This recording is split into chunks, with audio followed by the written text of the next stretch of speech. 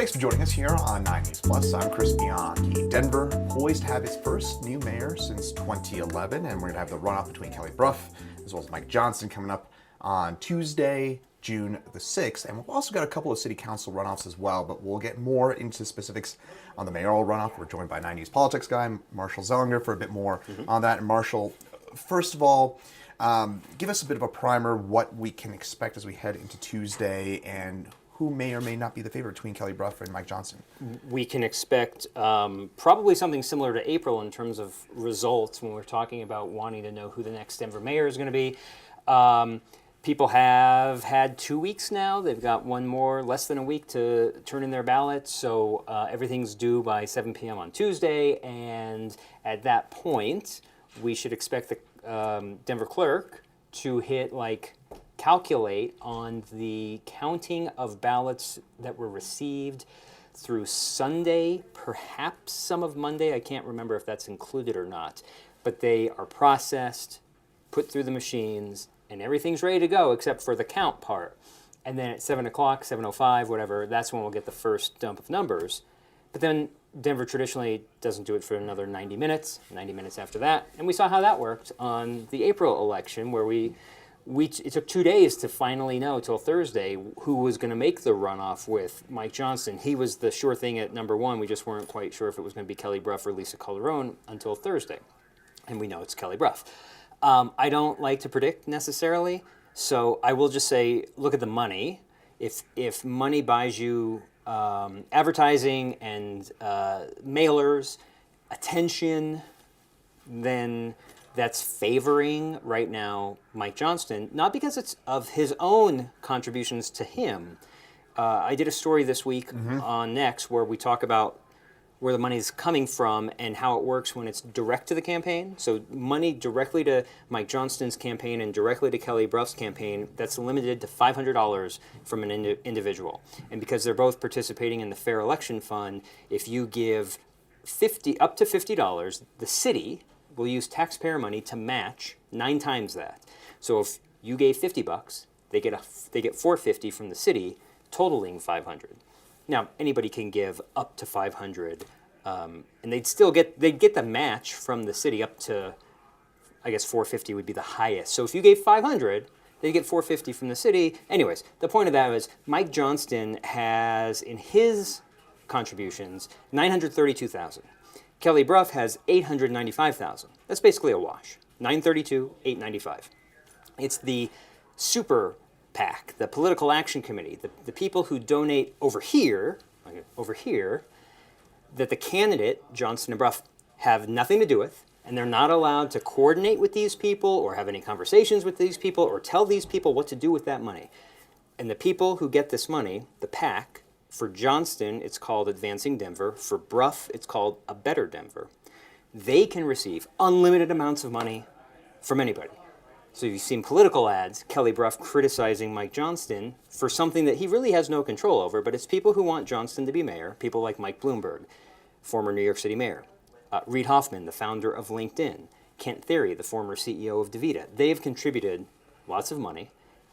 We know Bloomberg and Hoffman, $1.8 million combined. They've contributed to this third-party committee called Advancing Denver, and Advancing Denver has $4.1 million total. And they're using that money to buy advertising on TV. Kelly Brough, while criticizing Johnston and these million and billionaires for getting involved in the Denver's mayor race, she also has benefit of a third-party political action committee called A Better Denver, which has $1.4 million. So $4.1 million for Advancing Denver, $1.4 million for A Better Denver, which supports Kelly Brough. So the long answer to that question, look at the money, you might suggest based on that, Johnston's getting more attention because there's more money to put Johnston's name out there. Okay, so that might help favor him a little bit. Kyle Clark, when I asked him about this after the general election, he compared Kelly Brough and Mike Johnston as vanilla ice cream versus French vanilla ice cream. And that means, in terms of policy, there's not huge differences. would you A, agree with that, and B, what policy differences would you find between the two? Yes, I would agree with that. And probably the biggest one right now would be with homelessness, I guess, in a way that Mike Johnston's homelessness plan has always been to build these tiny homes in different communities of tiny homes. We haven't heard where he wants to build these tiny homes. He says he's had like 10 or 20 sites projected, but he wants to wait until he would win and then have conversations with communities before announcing those sites.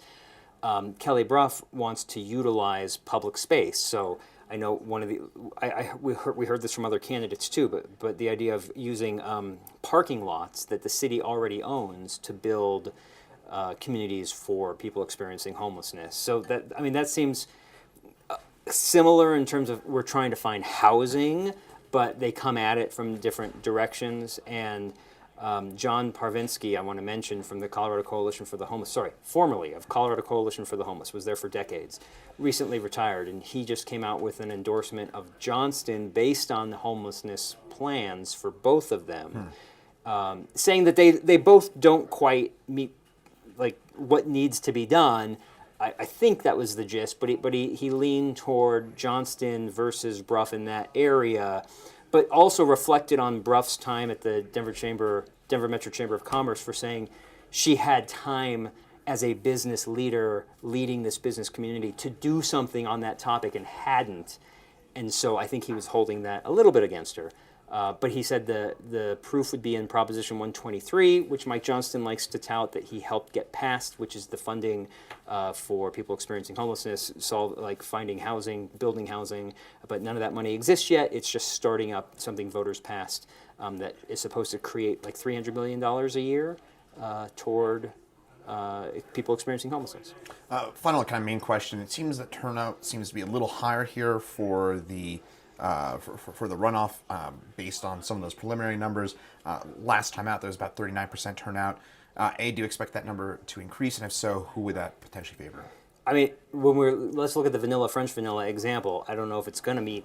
You would think, yes, now you've got two definitive options. Maybe people stayed out of it before because it was just so overwhelming. You still have some city council races that need to be decided. So people who live in those districts where you've got more than just mayor, you've got mayor and city council, maybe they'll take part.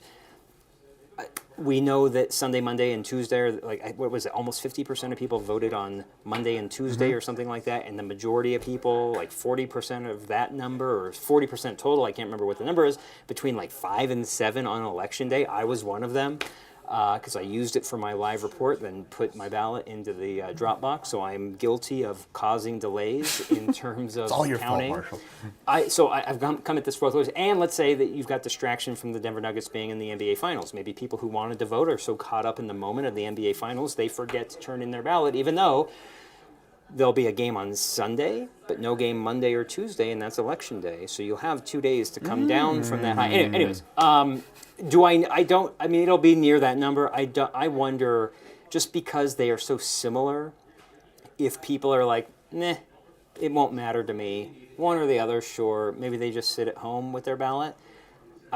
I'll venture to guess it's similar percentage-wise. Even though we may be a little bit higher now in returns, I just don't see. When you open your ballot and there's just one thing on it, people may like put it aside and forget about it. I don't know. All right. We'll get into the city council districts coming up after the election because we've got runoffs in districts 8, 9, and 10. We'll get into that, but any final thoughts about the mayoral race, runoff race here? Please vote. Why not? By 7 p.m. on Tuesday. Yeah. Dropbox in person. And I will mention on the city council thing, I know we've got those races, like Candy C. DeBacco was a surprise 4 years ago. She has a contentious race where it could be a coin flip come Tuesday.